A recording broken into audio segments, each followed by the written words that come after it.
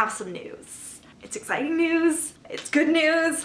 I am taking a 6-month leave of absence from my job. For 6 months, I will not be working as an actuary. I will not be working at all. I will be taking 6 months off to live. If you're new here, hi, my name is Michelle. This is Actuarial, my actuarial YouTube channel, and it's a little bit awkward for me to make this video only because I do present myself as an actuary on the internet. I am a real actuary in real life, but I also play one on the internet for, you know, that internet clout. But from January to June 2023, I will not be working as an actuary. I first want to say that I don't want this to discourage anyone from becoming an actuary.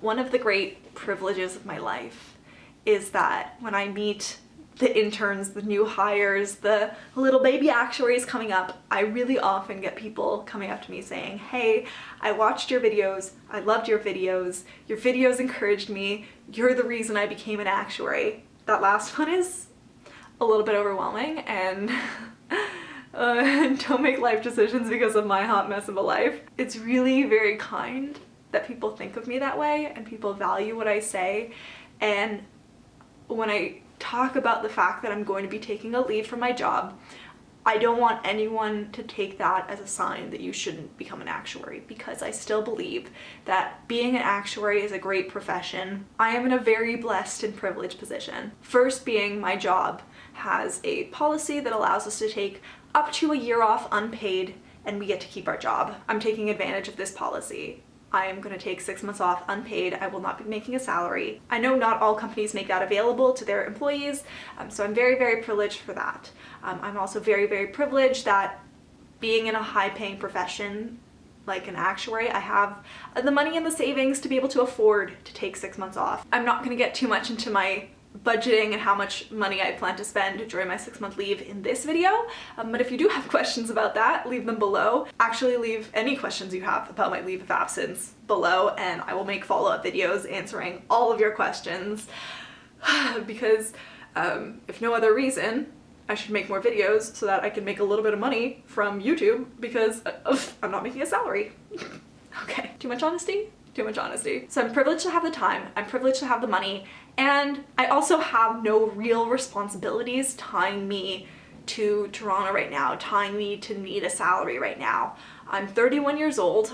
I would have thought I'd be married with a kid by now. If you had asked me 10 years ago, that's where I thought I'd be in life. It's not where I am. I have no mortgage, no car, no kids. I have no debt.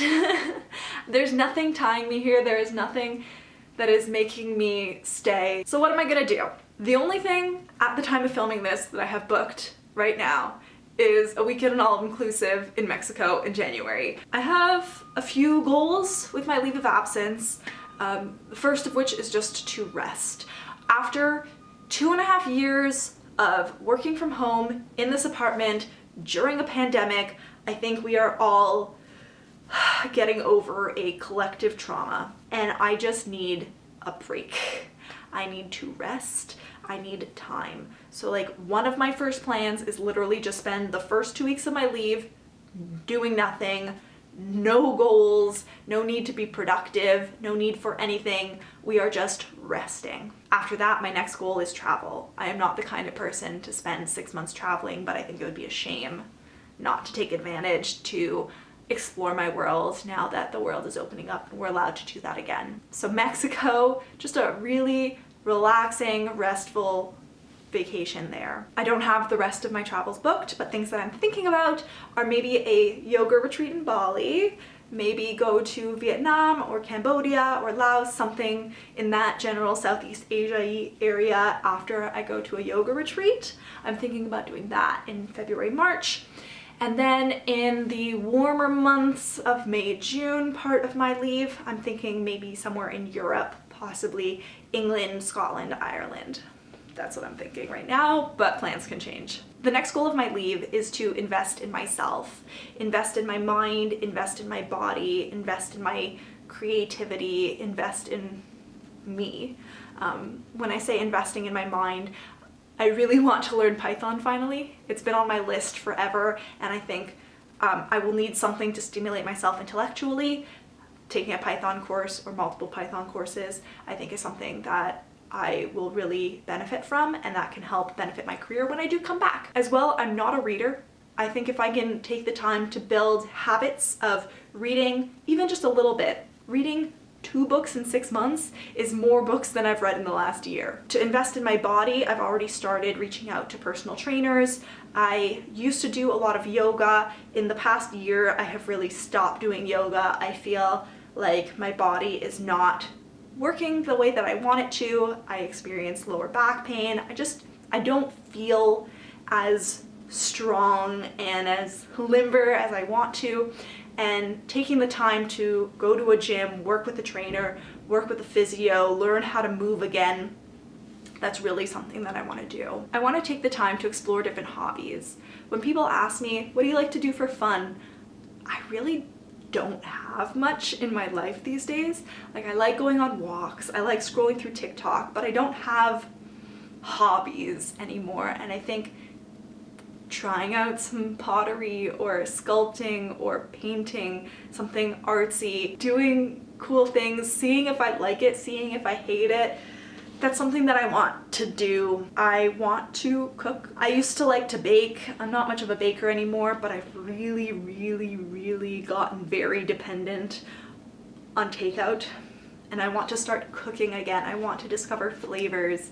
I want to experiment. I have multiple cookbooks in my apartment that I've never made recipes from. The thing that I'm most scared of during this 6-month leave, other than not getting paid for 6 months, which is a little bit scary in this capitalist world that I live in, is loneliness. I don't have a lot of friends in Toronto, / any friends in Toronto outside of work. Work is my social a lot of the time.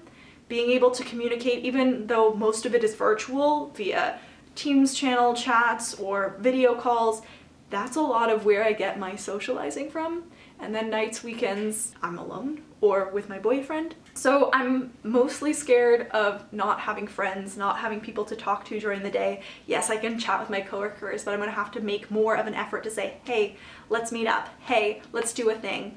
I'm going to try to be aware of what's going on in Toronto when I'm in the city and go to different museums and explore different coffee shops. And I don't know how to make friends as an adult, and I don't know how to find people to do that with, but I think I need to try. I need to meet up with people, because otherwise I'm gonna get very lonely, and I don't want to depend on my boyfriend to be the only person that I see. That's a lot of pressure to put on him, and I want to have a bigger world. I want to develop those social skills that I probably should have at this age. I think that's enough rambling for one day. If you have questions, if you want to know more, if you have suggestions for things that I should do, leave them in the comments below. I would love to hear from you.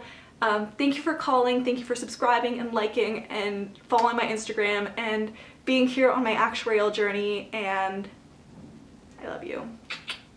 Bye.